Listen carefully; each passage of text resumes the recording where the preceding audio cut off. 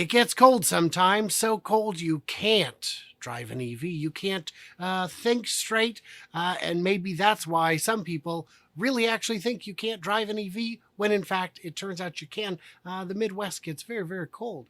So we're going to have a little chat with some friends of ours in the Midwest to figure out just how terrible EVs truly are. I'm Brian. Welcome to my Tesla Weekend. So I'm joined by Brian Reby from Brian Reby Drives Electric, who I had the pleasure of meeting in Texas at the recent after party for the Cybertruck. That was a lot of fun. Thanks for joining us, Brian. Thank you very much for having me.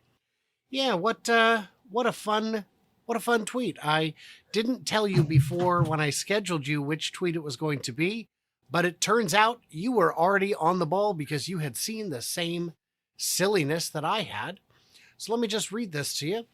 Took my wife into work today for safety's sake. It's negative 45 this morning. I saw a fellow sitting in his EV at a charging station. The businesses were still closed for him to stay warm and dawdle while his car charged. I briefly spoke with him as he went into the store. We'll get to that.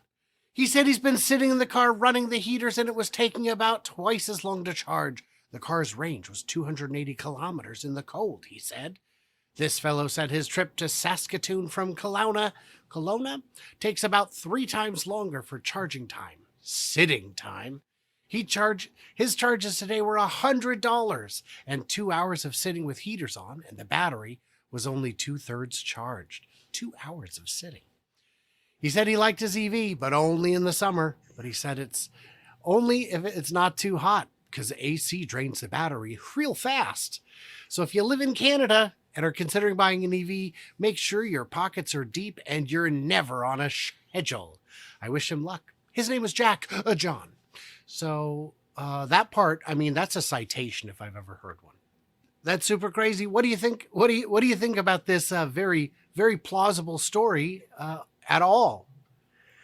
That's a whopper. I mean, there's truth in it, like, any good tall tale, but it's really not that bad. I live in Minnesota. It's very cold right now, and I've lived with an EV here. This is my 6th winter with a Tesla, and I haven't really had any problems. So can it be awful?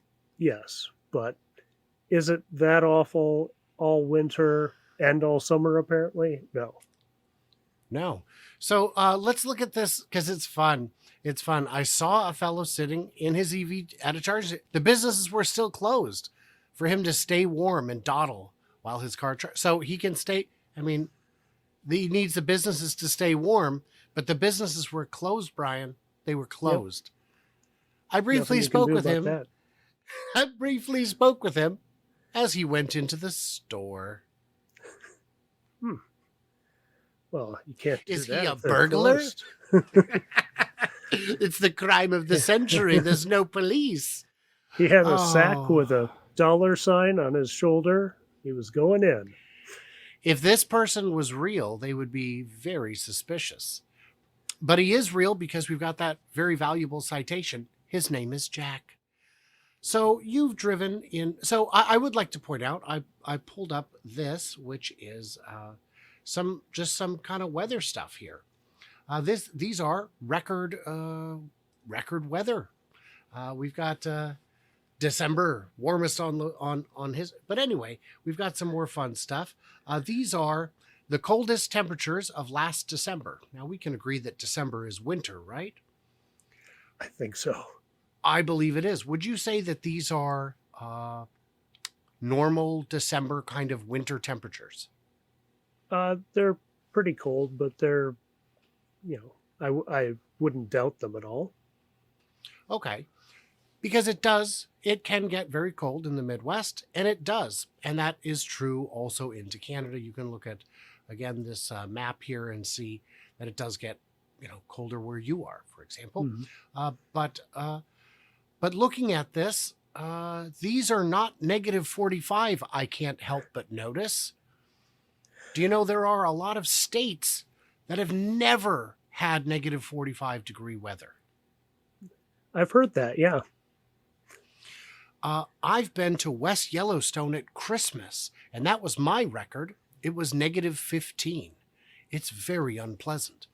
The van barely turned on. The suspension was stiff because the hydraulics were a little gummy. Is it fair to say that negative 45 is an outlier in temperatures to such a degree that it doesn't really mean much?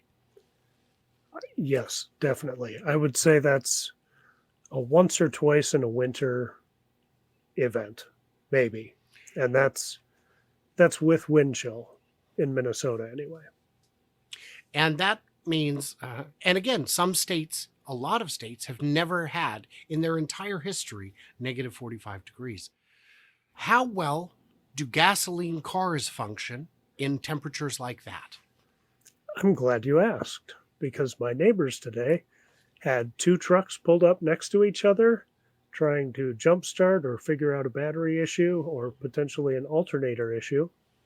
And I was feeling very sorry for them having to deal with that with their gas trucks. And I've had breakdowns in various gas cars in this kind of weather. I think we had a high of 1 degree today. And it is not pleasant to do engine troubleshooting in this weather. It's tough on the fingers. It is tough on the fingers. When the temperature drops, your starter can struggle, your battery can struggle. Voltage at those temperatures is suboptimal. Once you get it started, it's got to warm up all those fluids in the crankcase, which have gotten a little thick because of the temperature. And in a lot of these places, people will have block warmers. Can you tell us Yep. what those are? Yeah, block heater is a plug you have sticking out of the front of your diesel truck. You can also have it with a gas truck to keep the oil pan warm. But definitely for diesels because that diesel fuel gels in these cold temperatures, and so you want to keep that a little toasty so it can flow. And so apparently, freezing point of diesel looks to be starts to gel around 15 degrees. So Yeah, that's a whole lot warmer than 1 degree or negative 45. yeah, we used to have some box trucks at a company I worked for, and if somebody didn't plug those trucks in overnight, they were just dead in the morning. We sometimes you could plug them in, warm them up, and get them to go, but sometimes they had to be towed, uh, in this really cold weather. So you got to be really careful with diesels in the cold. Electric range can be shorter in weather like this. How much range impact have you experienced in, below freezing temperatures? Below freezing, I would say generally, 20 to 30% drop on the really cold days, the negative below zero days. I usually say when people ask, you can lose about 50% of your range. And that's Wow. on the So, cold, wind, blowing snow, kind of days. and then you've got gasoline cars, which, as everyone knows, get the same range regardless of altitude, regardless of temperature. Not quite true, is it? No, definitely not. Uh, I've got some friends up in North Dakota, and somebody was taking a trip across, and today it was, I think, 15 below.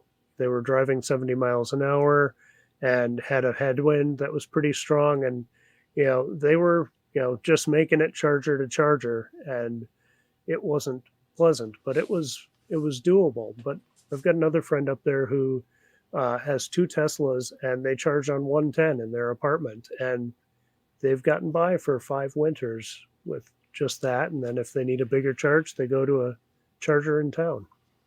That's exactly what I do. I just have 110 at home. My brother's an electrician, and he is going to come out and get it wired up for me in a couple weeks as of 3.5 years ago. So any day, I am confident that will happen. And even though I didn't have an EV, I still spec'd it in because I will eventually, and I know getting you back here is going to be impossible. So, but gasoline cars lose efficiency in very cold weather. Not 20% or 30, maybe 20%, but not 30 to 50%. So this is an electric car anomaly. How much slower is the charging? It all depends on how you've preheated your battery. I charge at night. I plug in at home, charges overnight. It's fine in the morning. So I don't really pay attention to level 2 speeds. But I did take a stop at a supercharger the other day. Didn't have I had maybe 10 minutes of preconditioning, and so it was charging at about a minute per percentage, but that was over 50%. And again, with a cold battery, as it was warming up, it was charging a little faster, but then we were also getting into that higher part of the pack. So it was kind of evening out at that 1 minute per percentage. But had I then driven to another supercharger with that pack warmed up and charged there, it would have been normal supercharging speeds. Normal speeds. And the thing I like to point out when people say that, my trips, I plan them so tight that I have to have 1,000 miles of range. A gentleman on X yesterday literally said he needs 1,000 miles of range before he'll consider it. And I said, well, for me to consider a gas car, I need gas to get down to $20 a tank, $12 a tank to match what I'm paying. I need it to be done at my home. I need someone to fuel it up at home. I need 0 to 60 in 4 seconds, and I need it for under 50 grand with 7 seats. You got something for me? You don't? Well, and you never will, because that's not how gas cars work. And with every vehicle, there's a give and take. The right car for me might not be the right car for you. If you're living in North Dakota and some of those places, an EV is not right for you yet. But if you're along the main highways, if you have a place to charge at home, it's really not nearly as inconvenient as people think it is going to be. On level 1, a gentleman said to me, well, you can only add, over 12 hours, you can only add 60 miles of range. I said, I'm not going to do the math. What I said is the average U.S. driver does 45 miles a day. 45 is less than 60. And I don't plug in for 12 hours. I plug in for 16, 20, whatever it is. Right. Even if you're working a 9 to 5, you've got more than 12 hours to charge. And I've known people who have level 1s and commute. And what they do is all week, they charge up as much as they can. They'll start the week at 80. By Friday, they're coming in around 50. And then either they'll catch up over the weekend or just hit a supercharger. And that's what I do as well. If I've got back-to-back days where I've got to go long distances, I'll just hit a supercharger, and it's done so quick. And the rates here, at least, are quite reasonable. I think I paid 20 cents at the one here, and by the airport, I paid 12 cents at the mall late at night, which is close to what I pay at home. So that's very good. That's very good. And I've got a friend in Vancouver, BC, who saw, I want to say, like 5 cents Canadian once at one charger one time. Great. Wow. And if there was a gas station that sold gas for $1 a gallon, but here's the thing, it takes 20, 30 minutes to pump. It pumps real slow. They'd be the only gas station left standing. Because you can't tell me people won't choose to save $60, $70 per trip, per fill-up, when I see people sitting in line for 15 minutes at Costco to save a dime. Yeah, I'm about a block away from a Costco, maybe 2 blocks. And yeah, it's a constant line of SUVs waiting to save a couple cents. Yeah, you are close enough that the line blocks your driveway, Brian. I can never get out. These EVs won't work. That's it. That's exactly it. So guys, Brian Reeby did something really awesome. I want you to check it out. I'm going to put a little clip of it up on the screen without his permission. No. at the not only did he go to the Cybertruck delivery event, but he went to the after party. He did a lot of great footage. And then he also did coverage of the actual road trip from Austin back to Minneapolis, Minnesota. I don't know where you are. Minnesota? Minnesota. And Minnesota. Yeah, I don't know where in Minnesota, but that's all right. It's a big state. South of the Twin Cities. And I don't know where that is either. I have flown through that airport, and I understand the thing about the lakes now. It makes sense when you fly in. You've got a couple. So check out that footage. It's super great. His channel is quite small, but so professional. It's like really edited, really well shot. It's frustrating and annoying to me to see such good material that isn't mine.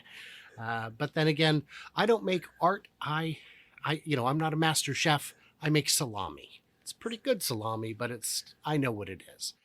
So guys, what did we miss in the comments? What are your thoughts on this absolute ridiculousness? Did we miss anything? Are there considerations? Are we wrong? You got to tell us, because I'm sure you will. And I appreciate that. So like, subscribe, do the usual things, all that good stuff. And stay tuned, stay juicy. And I cannot wait to hear from you clever robots somewhere a little bit warmer.